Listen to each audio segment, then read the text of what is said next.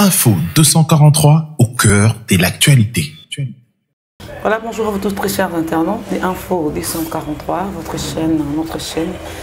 Donc merci une fois de plus pour la confiance que vous nous faites. Alors, je dis bonjour comme ça à Raphaël Walou-Kanka, mon directeur général. Je dis bonjour à celui qui est derrière la caméra.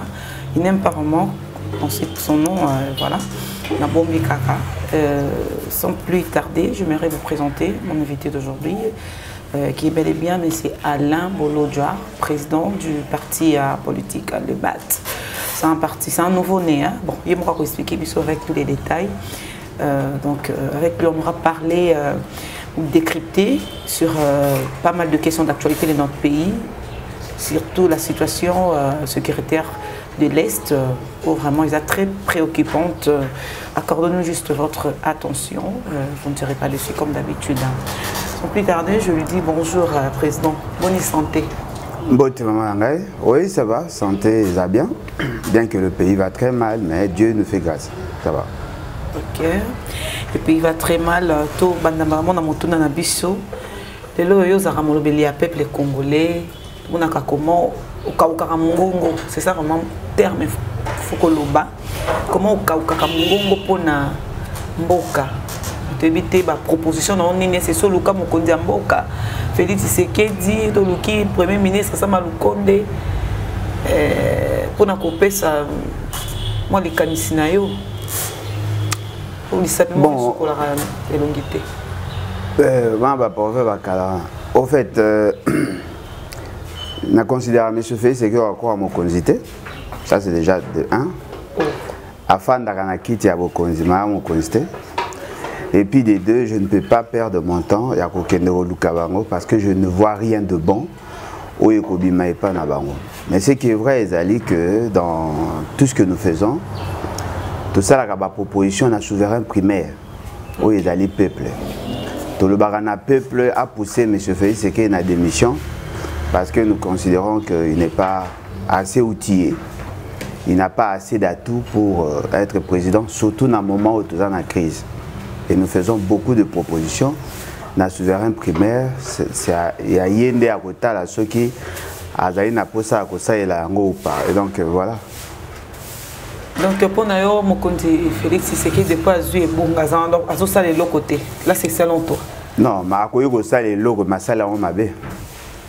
Ça les locaux, oui, à côté ça les locaux, ma salle on m'a bé. Ngako na préféré dans le bamala moya sala. Débattre parce que négativement.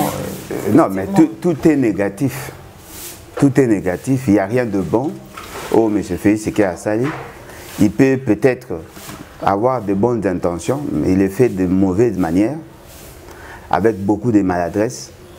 Ce qui fait que dans l'État, on ne considère pas la finalité et l'action, mais le respect de la procédure.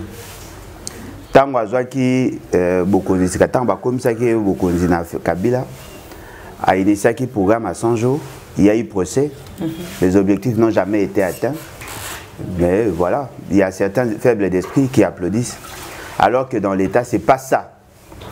Dans un exemple, vous avez votre chaîne, vous avez un financier, quelqu'un va aller charger à combattre la mbongo. Et puis il vient vous dire non voilà bon ezaki na caisse na zwaki yango parce que moi nanga bandai kobela na futela ki moi nanga mbongo hôpital. Sur le plan social, c'est un acte à saluer, mais sur le plan gestion, c'est une faute grave. Parce que personne n'a le droit de prendre l'argent de la structure du parti ou de l'entreprise pour ça il pour des fins personnelles. Nabo moto bakolobani ah azwaki quand même bon pour sauver une vie. Oui. Mais ce n'était pas ça son rôle. C'est-à-dire qu'il a détourné l'argent et en réalité, la gestion va sanctionnera toujours. Et fort malheureusement, M. Félix Tshisekedi va accorder un chèque en blanc et par moment, il pense qu'il est propriétaire du pays. Il peut faire ce qu'il veut. Alors, devant cette délinquance, moi, je ne peux pas applaudir. Donc, chacun a sa manière de voir. Et moi, j'ai des références, les lois et la Constitution. Voilà. Ok, merci Ndekwele Bolodjoa. Alors pourquoi le peuple congolais a la social, il y a malongate, identité non plus? Bon, le plus grand problème, il y a Congo, d'abord, le Congo est botami avec une déformation congénitale, c'est-à-dire qu'il y a botami déjà avec des erreurs, avec des défauts, et ces défauts sont commis endémiques, et commis penza, et le Moko, il faut tout ça, il faut tout élaguer, ça demande de grandes réformes, des réformes profondes, et fort malheureusement, la gouvernance mingi elandi, la réforme on a aussi adapté. Et puis le problème c'est que les individus politiques, dans un pays normal, on pouvait appeler l'élite politique. Azako confondre l'État n'a pas bien privé. C'est-à-dire que bazali capable à orienter l'action dans le sens il y a mieux être la population.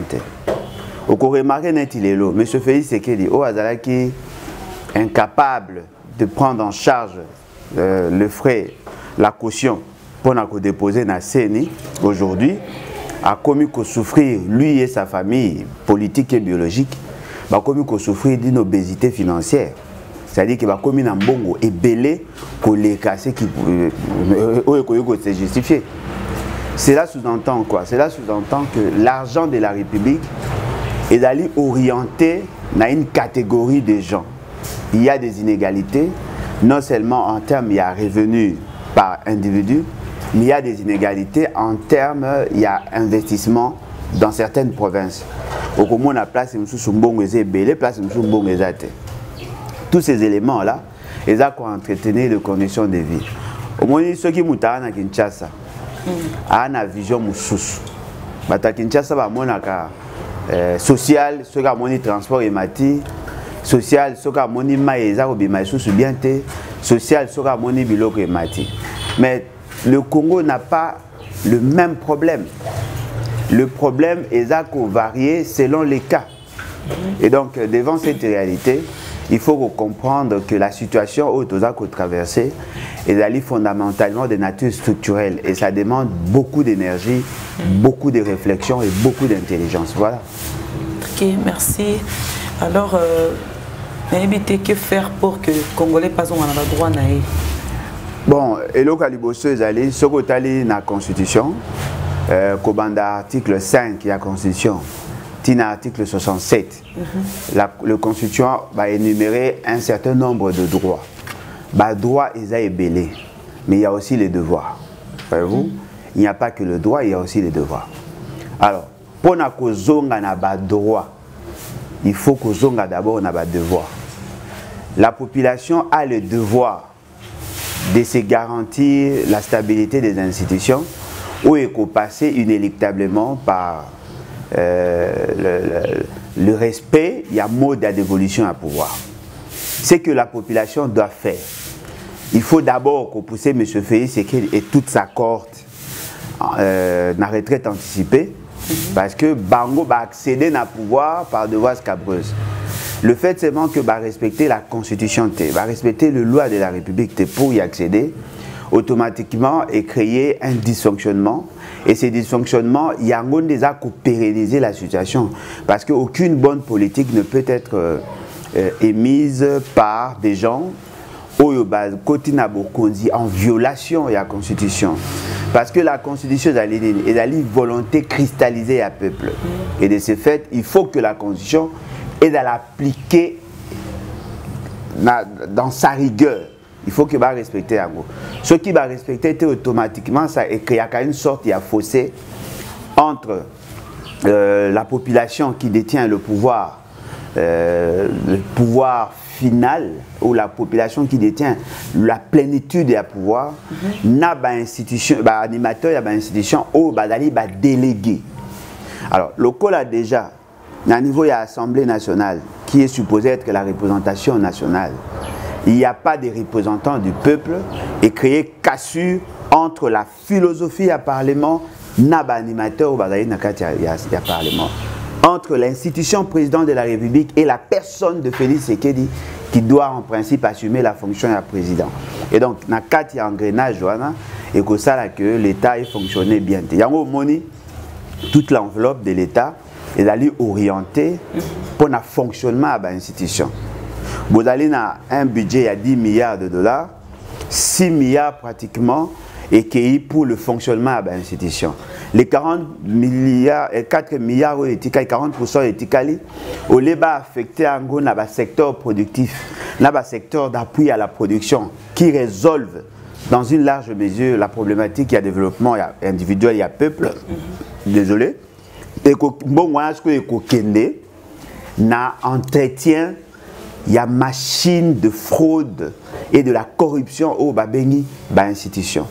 Il y a des détournements de fonds, la justice et les bref, il y a des articulations de l'État en ce moment-là.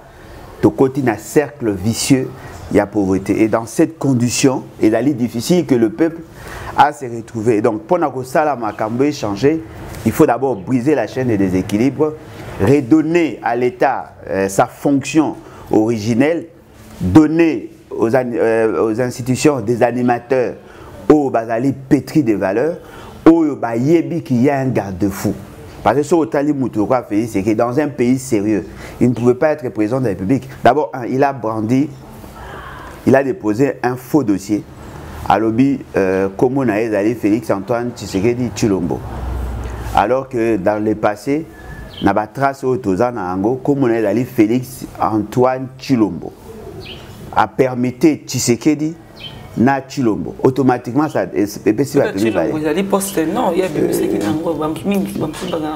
Tshilombo est posté non na document ni. Parce que na trace na a passé comme on a allé Félix Antoine Tshilombo. Ce qu'aux éléments du nom ou permettait en gros et sous mutu morte. Comme on a allé Alain Bolodjoa Ibola. Ce que benga Alain Ibola Bolodjoa et sous ce lot morte. Et des deux, M. Félix, c'est qu'aujourd'hui, il a un faux diplôme. Alors, comment voulez-vous quelqu'un qui n'est pas dans la norme? À ça, là, que Marambé changé.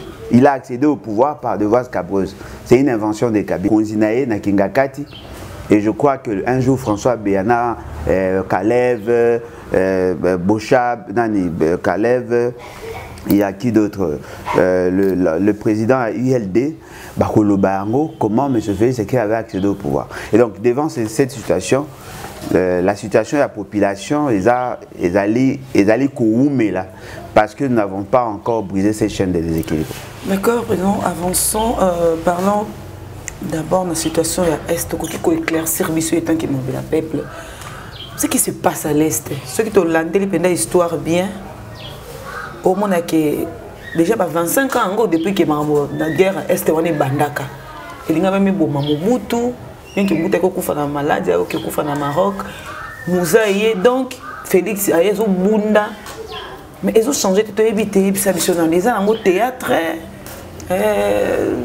double jeu on a banani bazo jouer. Bon, Moutou double a joué double jeu et ça M. Félix Sekedi. Comment? Parce que Azali Moutou yo Aza a entretenu confusion d'abord dans son esprit et dans l'esprit du peuple. L'histoire n'a pas commencé par Félix Sekedi. L'histoire a commencé bien avant. Déjà vers les années 59, 1954 d'abord, et puis 1959, il y a eu des déplacés au Baoutaki, na Rwanda. Le Hutu sont majoritaires et les Tutsi sont minoritaires. Il y a le Tutsi, le Hutu et les Batwa au Baza, na niveau de Rwanda.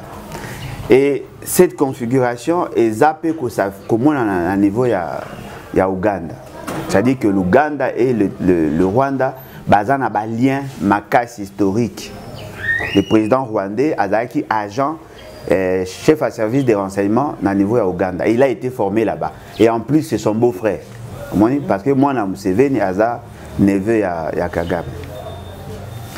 Vers les années 54-59, il y a eu des déplacés Hutu, déplacés Tutsi au Longwaka, na Rwanda, Bayako se déversé par Nabiso. À une certaine époque, c'était l'inverse, c'est-à-dire il y avait des Hutus qui étaient déplacés. Alors, Batia Bango n'a pas place Morona Congo, comme des réfugiés, à l'époque belge. Tant que tu as accédé à pouvoir, et ça dit que, tant que tu as accédé à l'indépendance, et ça dit que le Congo a comaki na droit à organiser État naé, il y avait possibilité naé de faire partie de ces réfugiés là. Mais le problème maintenant est que la question des réfugiés est d'aller gérer en international. Ce n'est pas l'État congolais qui décide, surtout que tu es soumis à principe et à solidarité internationale. De comme vers les années 70, M. Mobutu accède au pouvoir, organisa cabinet naé, il y avait un directeur de cabinet qui était d'origine rwandaise. Voyez-vous? Et ce directeur de cabinet a salaki par malice, a salaki proposition et ordonnance, oyo et pesaki nationalité en masse, en violation à principe. Il y a individualité, il y a dossier par rapport, il y a nationalité par acquisition ou nationalité au bazouaka par voie d'administration.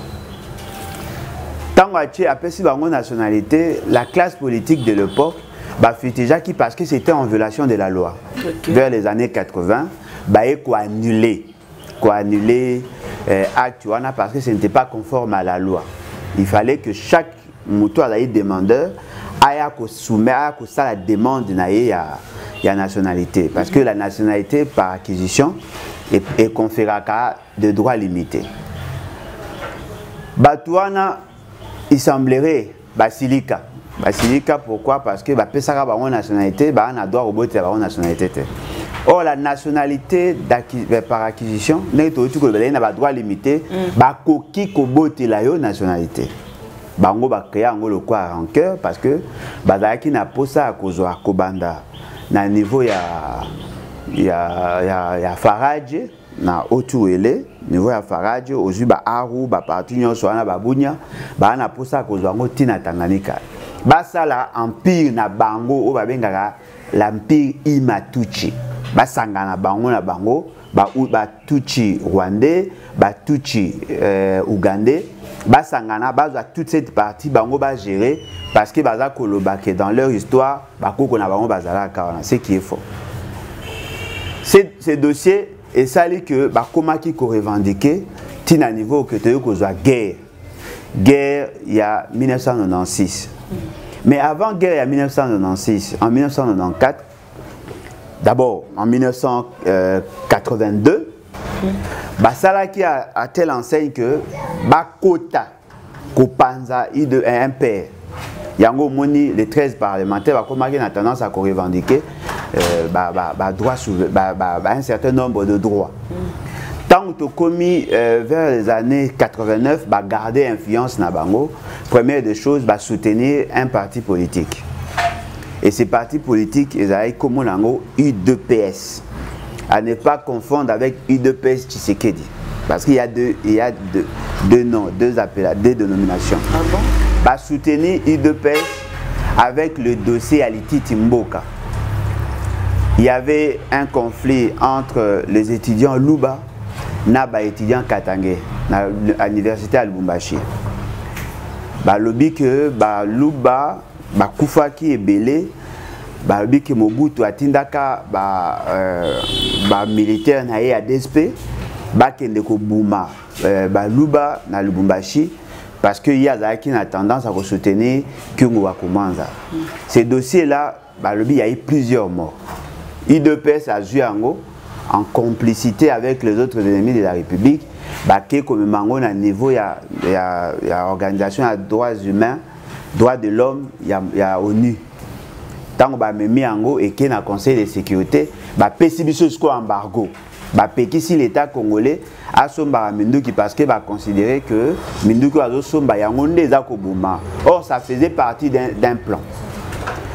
En 91 provoquer pillage en 91 et désarticuler l'économie. En 93 sous deuxième pillage. Tout ça c'était une stratégie pour fragiliser le pouvoir de l'époque afin de permettre que Bango atteindre l'objectif. Tant que qui va désarticuler l'économie, le pouvoir n'était plus en mesure de soutenir l'armée.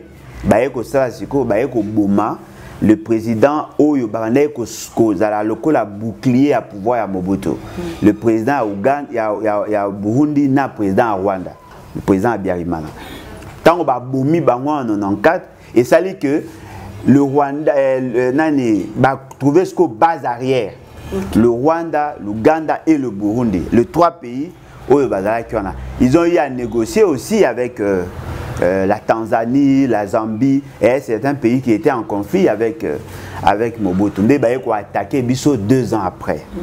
Tant qu'on va attaquer Bisso 2 ans après, va déstabiliser l'économie. Bayakina, ba Rwandais, ba Ougandais, ba Zambiens, ba Tanzaniens, ba Mokezaki belé. O Bayaki, ba Koti va récupérer pouvoir avec Laurent Désiré Kabila. Bayaki ensemble. Ok. Tant que ba komia Laurent Désiré Kabila a se rendre compte que batango bazaki na posa bazonga te bazaki na posa batikala ba pesa bango partout na lobby wana ya kobanda Faraje tina Tanganyika. Aeko boya asengi na bango balongwa. Tout le Rwandais, sans exception, tout le Rwandais, balongwaka mboka na biso bakei. Tango bakei qu'est-ce qu'on kozwa ba militaire ba yeko sala siko o bango ba benga rébellion. Il y a RCD. RCD c'est une invention rwandaise. Okay. La quasi-majorité à dirigeants au bazaki bazaki ba recruter, bazaka ba congolais, mais le pouvoir est fandaka na ba rwandais. Ba yeko zwasko ba rwandais. Bitumbe bandi et bandi Teyoko Koma vers 1999, Bakomisko Kolukaba pour parler, pour que va négocier. Basali Balusaka, Basali Bamaput, Batamboli, Place et Belé pour Bayokana. Laurent Désiré Kabila était étranger, Jabane Koyokana, va continuer la guerre. Nde Bayoko Salasko, Bayoko préparer coup d'état au Basalaki, Bayoko Bouma, Laurent Désiré Kabila. Tant Baboumi Laurent Désiré Kabila, Joseph Kabila yé. Joseph Kabila, tellement qu'il était faible, il a signé des accords avec Mindele pour que va soutenir Yatika Nabokonzi. Bah c'est ok, Tozong sera au Congo Mobimba, mais il faut que nous négocions na bango. Bah banesco qu'on négocie. To comme na San City 2002. Na San City, to sololi, to yokani, que ndenge marambe kende. Il faut tout sangana ensemble, tout ça la armée moko, tout ça mamios tout moko. Mais là, que le Rwandais, c'est-à-dire RCD, a sa bango droit sur Minembwe. Minembwe, pas Minembwe commune, mais Minembwe territoire.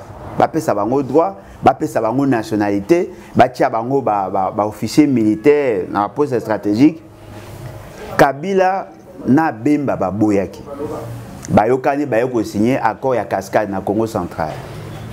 Bah isoler Rwanda parce que RCD c'était le Rwanda bien que Bemba Zakina ba Ougandais mais bah isoler Rwanda pour que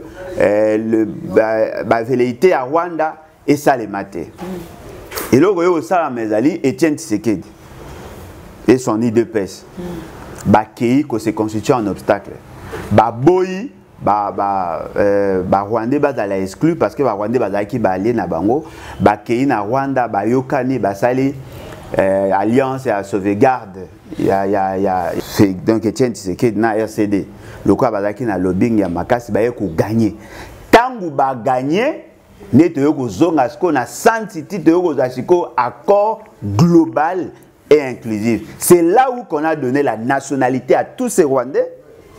À cause de la cupidité à Moutoumoko, il y a tous ces Rwandais. Donc, rwandaise, mais non, c'est ambigu. On ne sait même pas ce qui va congolais d'origine ou pas. Parce que le congolais d'origine ne dépend pas de l'administration. Okay. Ce n'est pas un acte administratif qui fera de quelqu'un congolais d'origine. On est congolais d'origine parce qu'on est propriétaire des terres. Avec à cause de la cupidité, il y a Moutou, c'est-à-dire à cause de la cupidité, il y a Moutoumoko, à cause il y a mégalomanie, il y a Moutoumoko, à cause il y a boulimie, il y a succès, à qui a même bisoto kende, jusqu'au il y a accord global et inclusif. Kunande, ba pesi ba roubé roi et conso va reconnaître nationalité, bien qu'ils n'ont pas bien défini quel type de nationalité va pesa bango. Il y a mis balé, basali brassage, mixage, na intégration. Il y a ba milice nyoso ba groupe bazaki na bango, ba koti bango na armée, ne ba yeko kabola. Ba yeko kabola armée. Ba kaboli armée, ba kaboli ba institution. RCD avait droit à 67 députés, 13 sénateurs. PPRD, bon à l'époque PPRD a raté, mais composant de gouvernement, 67 députés, 13 parlementaires, MLC 67 députés, 13 parlementaires, RCD, KML, RCDN, qui n'a pas moins de députés, je crois 5 sénateurs, et puis Bissot dans l'opposition non armée de l'époque, qui n'a 24 députés, et puis na quelques sénateurs. C'est comme ça que nous avons Kabola qui la société civile à l'époque qui était le président de la société civile, nous avons Kabola qui a posté la transition. Et c'est à partir de la transition nous avons intégration wana comme code sasko militaire Kaboli poste militaire. Ce qui gouvernement a eu titularia, premier vice RCD, deuxième vice, MLC, troisième vice. C'est comme ça que adjoint, c'est comme ça que Kaboli siko armé na ba composante au wana. FABC. Mais au PC, bon, ni au PC, détail c'est important, comprendre, mais toujours beaucoup plus actualité. Tout le monde, président Félix, comment il se casse en 1000 morceaux pour qu'il pèse dans l'Est. Mais ils ont les lots, totalement des vidéos, déplacement, plus âge avancé, comment se déplacer, ma casse peine, mais choses pour faut qui m'a pas c'est quoi qui m'est allé.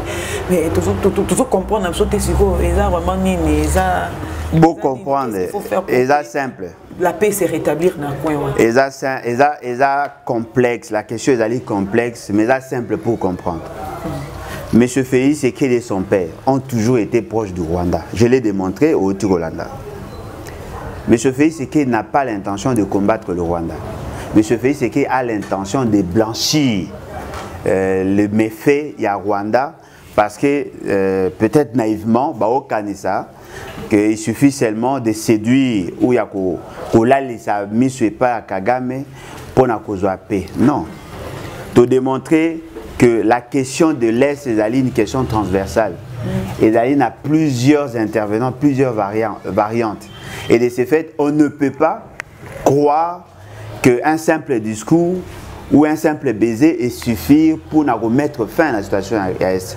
Parce que le Rwanda a des velléités expansionnistes ou à cause qui sont notés par un simple discours ou une simple salutation. Mais ce fait, c'est qu'il ne se casse pas en 1000 morceaux. Mais ce fait, c'est qu'il se bat pour se maintenir au pouvoir. Bitumba ou Bazolo Banabino a mené, ce n'est pas Bitumba à mettre fin à la situation à l'Est pour qu'il y ait la paix. Mais à cause de ça, c'est que la situation à l'Est est à la moyen il y a séduction, il y a population. Voilà pourquoi il veut apporter une paix factice. Dans le bané, et là le quoi mutumoko ayokani na babandi batika, ça quoi cesser le feu pour que permettre à négocier avec le peuple et après bazonga na bango. Parce que vous êtes sûr vraiment président Makambo non mais monsieur Félix c'est qu'il y a des complices. Wana naza très sûr. Monsieur Félix c'est qu'il y a des complices dans la situation de Zalelo. Parce que avant Yaya M23 n'existait pas. N'existait plus. Mais M. Félix Tshisekedi, avec autant de maladresse, a créé M23. A créé na Rwanda, tant qu'il y a légitimer le pouvoir, parce qu'il y a la légitimité à pouvoir dépend de l'extérieur. À Longo na Angola, à commis na Rwanda, il a eu à négocier avec Kagame. Il est entré en contact avec les anciens membres de M23 au Ekoufara en 2013. A Yokaina Bango, à Soloina Bango, à Memi Bango Koutu na Kinshasa. Il a eu à négocier avec eux. Voyez-vous? C'est-à-dire que c'est ça la complicité à M. Félix Tshisekedi. Adako Tia, la décision à Mabé dans l'armée pour empêcher à ce que tout résoudre le problème. Et Adako Bimisango, le coup, il a la décision solution. Non, il a la décision problème. État de siège, permutation des militaires. Manque, il y a plan opérationnel, manque, il y a plan de décaissement, les détournements de fonds qui se font. Parce que M. Félix, c'est qu'il veut vous berner, Ala Kolinga a désorienté de l'essentiel, parce qu'il y a un visé, Nakolo Bani. Beaucoup de Félix, c'est qu'il y a le quoi, un bus scolaire conduit par un épileptique. C'est-à-dire que aujourd'hui, avenir na bino. Ban na bino pour les avenir. ba na kati ya bus scolaire ba okende pona ko espérer ko kende kotanga mais chauffeur o aza ko kumba aza épileptique on ne dit pas qu'il y a une crise à tout moment a ko piquer crise non ça peut arriver parce que la probabilité a piqué crise des alliés parce qu'elle est épileptique les lots tomoni comment diaspora et PCO confiance motuna nanga ezali boye lelo soki ovandi na kiti ya bokonzi oyo bazobongisa ozwa nini okosala mpona diaspora mpona bango bon bakolanda o partout na monde merci na révélation oyo osali je ne pense pas que je suis ce que vous prétendez là, ce que vous dites. Mais ce qui est vrai, il y a une catégorie à diaspora balinganga. Je suis aimé par tout le monde. Ça serait faux.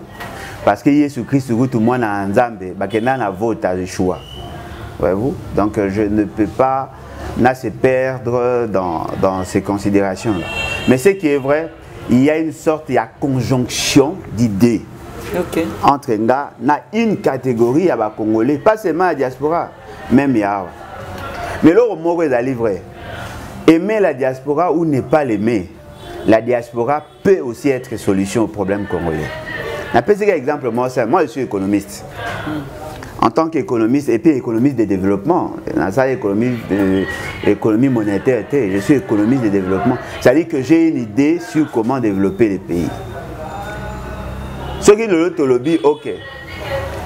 Mutu nyonso a la capacité à investir dans le Congo. Tu peux essayer avantage. Par exemple, petit exemple, tu as dans le domaine agricole. Tu as booster l'économie sur pied à l'agriculture parce que l'agriculture a une forte capacité génératrice d'emploi. Ce que tu peux essayer d'exemple, tu as dit, mutu nyonso a capable d'investir dans l'agriculture. À foutre frais de douane. C'est-à-dire que tu exempter Bango na babilo nyonso ba ko kota na domaine agricole. On kota tracteur, on kota ba semence, on kota tout ce qu'il y a comme intrant, on kota ofele. Mutu nyonso aza na posa ko sala projet agricole. Ou aza na moyen, ya ko sala projet agricole. To relukela espace, to relukela ba technicien pour que ba accompagner afin que projet ça. On le fera pas pour eux. On le fait pour la République. Et au ça mandeni, yé bango ba na mbongo, biso to na la te. Na Kinshasa tokolo bateke to na mbongo to sala la misala ya koleka bango na lokumu mais bango baleki biso na mbongo mutu musa ko zaza akoza sukula basani na poto mais salaire na ye eza koleka secrétaire général de l'administration publique à Kinshasa pour secrétaire général aura $250 qui peut travailler na poto na $250 parce que SMIC na bango déjà moyen ezali $1200 $1,200 €, ça dépend à pays. Cela sous-entend quoi? C'est-à-dire qu'ils ont de l'épargne. Ata soko linga bangote, mais soko dans la poste résoudre des problèmes à Congo. Au travailler na bango parce que mais quand on imagine ceux qui net le OK, nous voulons vous soutenir pour créer un domaine agricole. To pesi bango indingi ça va créer banque de la diaspora. Tout le but que tout diaspora, c'est-à-dire que tous ceux qui vivent en dehors de notre pays, bah comme bah déposant actionnaire, c'est-à-dire que as actionnaire na banque et même temps as déposant et qu'on permettre que bango bah bimisambong et belé parce que ce que tali le montant que la diaspora envoie au Congo, ça peut soutenir une banque. La plupart des banques que tout le monde a, bah y a quand même sur $500 millions ya pamba. C'est-à-dire qu'il y a 500 parce que mine avant d'aller le quoi ba succursale a na $500 millions a nango a sali dépôt na yé na niveau de la banque centrale qui est la banque des banques a déposé mbongo na yé a ju ba document nyonso ba viva grâce à nini ba viva grâce à ba dépôt une banque qui est créée avec $500 millions mais dans la possibilité il y a kozwa ba dépôt il y a 2 milliards. Mbongo na ye fandi a travaillé na mbongo ya ba déposants. Ce sont les déposants qui créent les banques. On peut créer des banques. À partir de wana ce que orienté banque na bango na domaine de développement. Tozayi na 80 millions d'hectares de terres arables. Ce qui to bito on peut ça na mutu nyonso ala na idée. 100 hectares, 100 hectares, 100 hectares, 100 hectares, on va commencer à produire, utiliser mbongo na bango pour développer les pays. Olinga bango, tu as moyen de participer. Pour faciliter bango et puis le mususu les livres au combat na biso.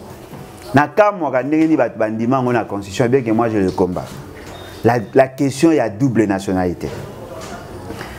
La deuxième nationalité est une nationalité administrativement acquise. C'est-à-dire que Moutaza, Congolais d'origine, a commis dans Mboka Mopaya à 5 nationalités. Kuna Aza Congolais par acquisition ou naturalisation. C'est-à-dire qu'il y a une nationalité à partir de la démarche administrative. Mais à qui coopère de nationalité d'origine T. La nationalité d'origine est irrévocable. Dans un droit payé, à postuler, non, mais attention. C'est à lui maintenant de lever l'option. Ceux qui ont une nationalité belge et qui en tant que belge a postulé dans la Belgique, naturellement a postulé parce qu'il a postulé dans deux pays. Ceux qui a lobby que à la ligne de non, Azali Kuna comme français par exemple, Azali français d'origine congolaise, Kuna le col à voter à voter.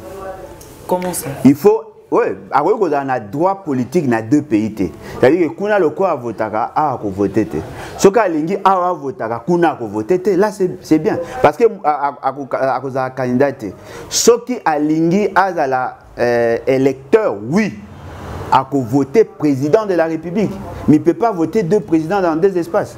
Et il y a un mécanisme pour restreindre certaines libertés. Mais on ne peut pas demander à quelqu'un qui est congolais d'origine d'avoir un visa. Alors, le cas de sa double nationalité pour nos voisins. On va faire ceci. Ne peut avoir la double nationalité au Congo Kakamutu Oyo Azali congolais d'origine. Et les pays voisins, bah, la considérer. Mouto a changé de nationalité dans Rwanda, ne peut pas être congolais. Là, il perd. Mais bateau va aller Moussika et pour des raisons sécuritaires, Toboya qui va te appeler. Mais bateau Moussika, tu peux ça va l'attitude, base à la double nationalité. Automatiquement, eux vont se sentir en sécurité. Bakoya na ba capitaux frais. Tu peux remplacer ce qu'on Libanais, Indo-Pakistanais, ou asphyxier l'économie. On va avoir une économie nationalisée. C'est ça en fait l'idée que nous pouvons développer. Merci pour l'éclaircissement. Alors parlons Toto qui est vraiment déjà dans sous émission Nabiso. Les loyaux, quelle est la contribution il y a diaspora Liban da Mboka Pina Awa pour Nayo? Bah bon, le quoi eza ma vie nanga privée. Je pense qu'en parler, ça serait un peu de trop, mais de manière générale, il n'y a pas que la diaspora. Et ça, à Kinshasa, comme le bateau à la diaspora, il faut soutenir le combat. Pour soutenir le combat, c'est simple. En termes, il y a moyen. Nous sommes dans la chaîne et la télévision. À ABC, on va passer à l'émission. Nous sommes à sa contribution dans le combat, peut-être par moyen, c'est-à-dire qu'en termes d'argent, en nature, par rapport à Bojuy, on a profité de l'occasion pour nous remercier et la diaspora. Nous avons appui, soutien, même dans Baïsiro, dans Katanga, dans Équateur, dans Kinshasa, dans Batumsusu. Aroyo fanda jamais un mois sans de l'unité. Mutumsusu aroyo benga a sur idée. Bref, mutuna mutao contribue à sa manière. Peut-être que la proportion et ça que la diaspora est à la supérieure na batumsusu, mais c'est qui est vrai. Je ne peux pas dire aujourd'hui que combat on a banda qui n'a le kokane. Il y a eu effectivement une contribution substantielle. Donc, comme le lot capable à un bon on a caisse, na compte y a parti parce que les gens contribuent. Donc voilà. Donc, comme on a été président, sans qu'il y ait une question concernant le BAT. Le BAT qui est votre parti à vous, sortie officielle, là, on qui bongo le 30 juin dernier. Alors, quelle est la vision de ce parti, le BAT? On peut éclaircir les BAT signifie les vents nous et bâtissons. Oui. Brièvement, vision à les BAT, ces années. Parce que le parti, mon sous, a déjà existé, les BAT payés, mais il y a ce qu'il y a comme un nini à sika. L'avantage surtout. Précision, au de ça, qu'il est 30 juin, il y a juste signature. Signature, il y a statut par le membre présent. Et la signature, ils ont continué parce qu'il faut aussi ça. Nyonso, Batumsou Badaki en déplacement, Bamsou Badaki en pêché ces jours-là. Tout ça, les signatures, mais tout ça, on continue dans la signature. Les BAT, les vents nous et bâtissons, ils allaient un parti révolutionnaire. Et cette révolution, tu même déjà ce que nous appelons un algorithme. Comment résoudre le problème congolais de manière globale et de manière détaillée. Yoga démarche Nabiso. La problématique il y a Congo et qu'on banda bien le changement et qu'on banda d'abord la révolution. Ça c'est les autres n'en parlent pas. Révolution, c'est-à-dire qu'il faut tout ça en sorte que tout réactualiser le logiciel, tout installer un nouveau logiciel. C'est-à-dire qu'il faut que le peuple se prenne en charge. À Lungola, tous ces éléments malicieux que vous appelez les dirigeants politiques. Deuxième étape, il faut convoquer un congrès fondateur. Le congrès fondateur, toute la classe, la classe élitiste, on va réfléchir pour refonder l'État sur de nouvelles bases. On va proposer une nouvelle constitution, la constitution de la 4e République. Dans la 4e République, tu reconnaître que la double nationalité aux Congolais d'origine. Parce que c'est leur droit. Et les droits morts irrévocables. Tu sais que les provinces en ont plus de moyens que ce qui a été prévu dans cette constitution. On va renforcer davantage la décentralisation. Tu sais que tu canaliser l'énergie à la population et à développement. On va libéraliser les secteurs et l'infrastructure. C'est-à-dire que le privé, oui, peut avoir la possibilité à cause de la bandela, à salanzela, foutre ça au péage pour qu'il y ait des entretenir. Tu as une idée, il y a que tout changer le système d'enseignement. Il faut orienter l'enseignement par rapport à la vocation à la province. On ne va pas avoir une formation standard. Katanga, Équateur, dans la nature économique moroté. On ne peut pas avoir les mêmes filières. Il faut changer. C'est-à-dire que le changement, il y a eu un changement radical. Parce que tout ça, comme on a que pays dans un retard, et d'ici 2050, 2040, 2050, tu recommence à 250 millions d'habitants par rapport à la progression démographique. Alors, pouvons-nous espérer, alors qu'aujourd'hui, tu as 100 millions d'habitants incapables de desservir la population en eau potable. Tu vas valoriser l'agriculture en changeant la loi foncière. D'après cet exemple, tout Moussongue, dans la cabine, doit avoir un espace de terre. Il faut tout reconfigurer ma belle. On ne peut pas être au Congolais d'origine sans avoir une terre. Il faut que tout Congolais dans ma belle. C'est-à-dire qu'il faut tout Kabolango. On va certifier les valeurs de ma belle. Ce qui société moque outil libanda. Et par exemple, il y a exploiter, n'a pas un exemple, Namborananga, na Ingende. Qu'est-ce qui va se faire? Mouto à la libre propriétaire à ma belle. De plein droit, il devient actionnaire. De plein droit, il devient actionnaire. Comment va-t-il exploiter Namboga na yo mais yo Colombo aux pauvres? Et dans le sens c'est-à-dire qu'il faut tout changer pour que permettre que les Congolais comme actionnaires dans l'entreprise et qui bali mining et que s'installer dans Otouélé mais bakolo mabele ba pauvre. Bon ça ba chiffre d'affaires ya makasi mais kolo mabele ba pauvre. Je camine mabele ya bamboka ya batu mais ce qui est surprenant bah ça les chiffres d'affaires il y a 2012 à 2020 il y a 35 milliards de dollars. Mais na commune bamboka on a bobola ya deux fois. Comment expliquer un propriétaire de terre na se ya mabele na ye nkite ezali mais il y a pauvre. Et dans le sens c'est on te dit photo salango yango moi biso tozali ba progressiste. Bah parti monsieur bazali ba libéraux ba monsieur ba socialiste c'est ça progressiste. Là où il faut adopter l'approche socialiste on le prend, là il faut adopter l'approche libérale on le prend pour que tout tenir compte de l'évolution de la société. Nous sommes des progressistes. Merci beaucoup président Lebondodjoa. Mot de la fin pour aller l'auto kabana ba congolais to balandio libanda et puis ici na Kinshasa. Na ebingina ebisa ba congolais d'ici et d'ailleurs que beau garder espoir. La situation que nous vivons est dramatique, certes, mais elle est loin d'être une fatale. le changement est possible. Et d'ailleurs, le changement, c'est toute une loi. Le changement est possible à condition que tout y est ce qu'on devons faire. Si vous avez une condition, l'article 64, ceux qui ont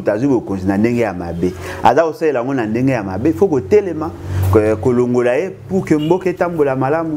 On est solidaires, nous soutenons nos frères et sœurs qui sont partout ici à Bazali et nous espérons que le lendemain à Congo est la meilleure. Ma condition de prendre de bonnes décisions.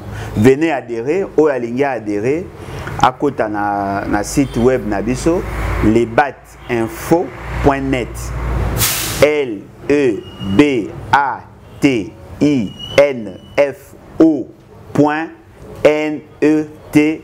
Au site nabiso, vous s'enregistrer comme membre adhérent.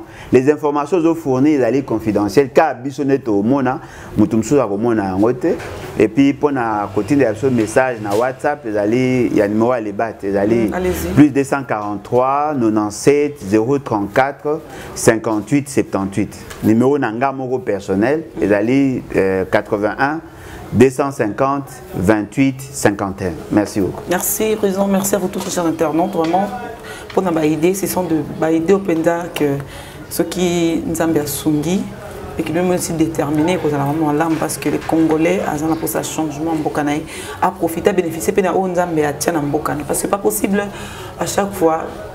Tout le monde a mis qui est étranger, des bateaux, ça accaparait dans bien en Bokanaï. C'est inconcevable.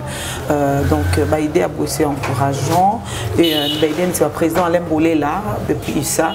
Donc, l'idée c'est un contracteur pour l'éclairage dans la RDC, donc very soon in Congo. On peut s'emboter Biscazali, on peut s'emboter dans Menga Vicente, Big Bro, on peut s'emboter dans Batou, vraiment, Nyon Sobolanda Info 243. Nous nous retrouvons très prochainement avec un nouveau numéro de cette émission qui bénisse Our and Lovely Country, Our Dear and Lovely Country, la République démocratique du Congo, notre pays qui nous aimons bien. Au revoir. Info 243 au cœur de l'actualité.